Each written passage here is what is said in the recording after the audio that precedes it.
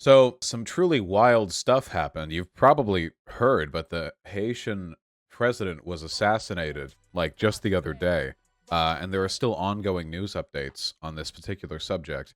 It's, I mean, reading into it, it seems like pretty unbelievable. Like, oh God, this sounds cringe, but it's like movie stuff. You know what I mean? Apparently, what happened was there were a group of gunmen who approached his private estate and just like got into a fight with his security forces. Many of them were killed, but some of them fled, and they succeeded in killing um, the president. And the first lady seems to be fine, like stable and hospitalized after some gunshot wounds. And there's been a lot of discourse about this. But like, okay, so there was an assassination that took place. Yeah, they dressed up as American DEA agents, and apparently there was an American in the group of people. Allegedly, there was an American in the group of people, a U.S. citizen, among the six people arrested in connection with the assassination. There are people who are saying that this is like some CIA FBI stuff, but reading into this, I don't think so. It's just not a vibe that I get from all of this. It was two of them now? Okay, two of them, my apologies. It seems like the president had a lot of enemies and the country was an absolute hellhole. Oh my god. So, I mean, there's been a lot of civil unrest there for a while following the history goes back a while, but it's not exactly the most stable country. COVID-19 has ravaged the place. There have been several constitutional crises with the president who was just assassinated. He had a lot of political enemies. There were people roaming the streets. There were people who have engaged in like street warfare. People claiming that they wanted insurrection. Like there's been so much going on over there. Yeah. Acting Prime Minister Claude Joseph declared a state of siege in Haiti on Wednesday, closing the country's borders and imposing martial law. But there are two people right now who are currently fighting over who gets to be the interim leader following the assassination of the president. The acting Prime Minister Claude Joseph is the one who's currently like taking to the stage. However, he was never confirmed by Parliament, and he was being replaced by Ariel Henry, who was apparently next in line to be appointed as the prime minister. So he's saying that he's actually the leader, and I have a feeling that a lot of people are going to die soon over there. Yikes. Um yeah, like really really really bad stuff. Um what were his politics? Yeah, I was reading up on them. It seemed to me like whatever his political interests were largely supplanted by like allegations of corruption and the fact that the country was too unstable for anything meaningful to be done. Um, he had like like to give an example of the place that this country is in. Apparently, the primary election that he ran under had a like 21% turnout. Yeah, an estimated voter turnout of 21%. He beat out 26 other candidates in 2016, four of whom claimed victory before the official results were announced. Really, really makes me look back on the 2020 election and reflect on how nice and simple and clean things were in comparison. You know. Um, anyway, like this whole I read this I was reading this before stream and it's like this person accused this person of faking it and this group said that this group was violating a constitutional like oh god. Anyway, there's nothing about his politics that suggests to me that he was some kind of like burgeoning socialist populist that was silenced or snuffed out by the CIA. I don't that just does not seem to be what's happening here. This seems like a largely internal conflict. It's possible that it was an internal conflict that pulled in other groups that may have connections to the USA, but like a ton of people have connections to the USA. That could mean anything. You know what I mean? It says center right party, Vosh. Yeah, yeah, yeah, but that's very much a relative like statement. You know that can mean a lot of different things depending on. Yeah, I mean you can tell when they take a look at his political career, election history, assassination. They don't actually have a section here on like his political positions. If you take a look at his party, let me see. Um, Center right Haitian Tete Calais Party, which means the bald-headed party, and he was bald. Okay, that tracks. No falsehood in advertising there. Um, The party was created in 2012. Um, yeah, still like no discussion of their political positions apart from liberalism and conservative liberalism and center right. Criticism.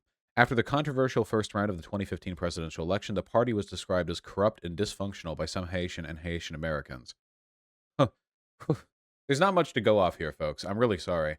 Um, there are a lot of lessons that we can take from this one, and I think the first and foremost, of them is that we should be thankful that we live in a stable country, more or less, kind of, for now at least. Wow, it must be scary to live here. No one's even participating in the political process. Estimated voter turnout of 21% in the first round of the 2016 election. My God, 21%. I mean, America's not amazing at this either. What do we have, like 50 to 60%, like ballpark thereabouts? But geez, 21. Well, anyway, um, just a moment. Election results aside. Oh, he was apparently awarded with the Order of Brilliant Jade by the president of Taiwan. All right, well, that kicks out any possibility of an alliance with China, I guess, right? Um, On the 7th of July at around 1 a.m. local time, a group of gunmen stormed Moise's home in Pillarin 5, a district of Pétionville. I'm sorry about the pronunciations, guys. They started shooting his office and bedroom and then ransacked the two rooms. The group shot him multiple times, killing him at the scene. They shot him with 12 bullets. The First Lady was hospitalized due to severe wounds sustained during the attack, but was stated now to be in critical condition. I think I've heard she's been stabilized on the live updates from the CNN page, but their three children hid in other rooms and escaped unharmed. That's nice, at least. While two domestic staff members had been tied up by the attackers but not shot. Oh, well, that's nice. I guess I'm glad the assassins had the presence of mind to not also kill the help. How kind of them? I guess it's better than the alternative. A press release issued later that day from the office of the interim Prime Minister Claude Joseph blamed the attack on a, quote, group of unidentified individuals. They carried assault rifles and spoke both English and Spanish. My guess would probably be that this was like largely an internal conflict, but they got American mercenaries. That seems the most likely to me. There are a lot of American veterans and former members of our police force that go into the incredibly lucrative career of mercenary work. After they're done with their tour. And this is just a guess of mine, but I imagine that like America produces a disproportionate amount of mercenaries. That's a guess of mine, with the number of firearms we have in our country, the number of veterans we have in our country, our propensity and availability towards like firearm training and tactical training. I don't know. It seems possible. But just because they're American mercenaries doesn't mean this is like an American political move. It just means they could have hired outside help. Neighbors claim to have heard heavy machine gun fire shortly after the attack. There's rumors of Colombians participating in the coup. That's why the Spanish. Interesting. I wonder what the Colombians would be motivated to do here. Videos taken by residents living near the site of the attack contains the voice of one man speaking English who claimed over a megaphone to be a member of the U.S. DEA. So, quick question about this. First of all, if they are Colombians, then it seems like there'd be some kind of twisted irony in them wearing DEA outfits. But also, why would there be U.S. DEA officials in Haiti? Is that like a disguise over there? You know what I mean? Like, is that? I know they weren't DEA, but like dressed up as one. Like, what are you getting out of that? You know what I mean? That's an interesting one. I guess there's a possibility there. However, the assailants did not belong to the agency. Yeah, I don't fucking think so. Thank you for clarifying, Wikipedia, that the U.S. Drug Enforcement Administration did not deploy a group of drug agents to go assassinate the Haitian president. They wore a bunch of Mike Myers masks from the movie Halloween. However, they did not actually appear to be the famous actor.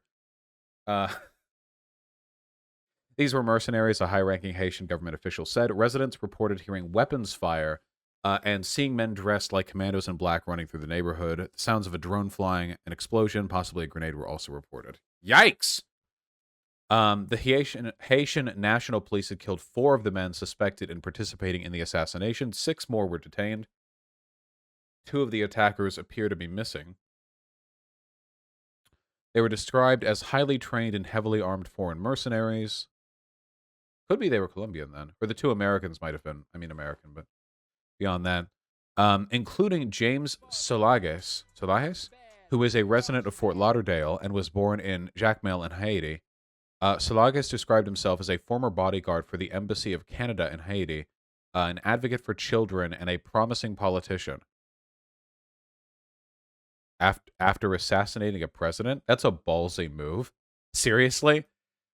You go to a foreign country, you assassinate their president. You're like, yeah, I had a career in politics pending. I love kids. I wanted to be a dad when I got back. Yeah. Established a charity in South Florida to assist its residents. Another was reported to be Joseph Vincent, a 56-year-old Haitian American man from Miami. 56 and mercenary work. Jeez. That's got to be bad on the back. 56. I'd hope you retire from mercenary work, right? That's like almost as old as my dad. I just get tactical gear running around. No, it's not crazy old, but that feels old for like mercenary work. Maybe do you think this was like some like Rainbow Siege shit or like Call of Duty? Like they have the operators and he'd be like the grizzled guy with like the white beard or something? Yeah. Haitians speak French Vache. This was a foreign attack. Well, it depends on whether they were doing it like with autonomy or if they were doing it because they were hired, right? It could be that it was just like a group of mercenaries that were like purchased from out of country. It could be that it was like a deliberate hit. I don't know why, if it was a deliberate hit from another country, that they would all wear DEA agent outfits. I don't know. There's a lot of weird stuff here. And if I speculate too far, then I'm going to like start just relying on like tropes that I've picked up from movies and games. So I'm not going to run into that too hard. But anyway, it's not a big CIA attack. I don't think so. Just clearing that up for any lefties who are concerned about that, because I know that's our go-to on this one. It seems like this guy had a ton of enemies. He didn't seem like a spectacular politician to me, but it also doesn't seem like the people who will be replacing him will be, so I guess we'll see how it goes. What I'm really interested to see is if the interim leaders of the country are successful in preventing a bloodbath in the power vacuum through his absence. The country was also already facing a lot of political turmoil, so it seems like in the absence of like a consistent and known president that things could get a lot worse over there.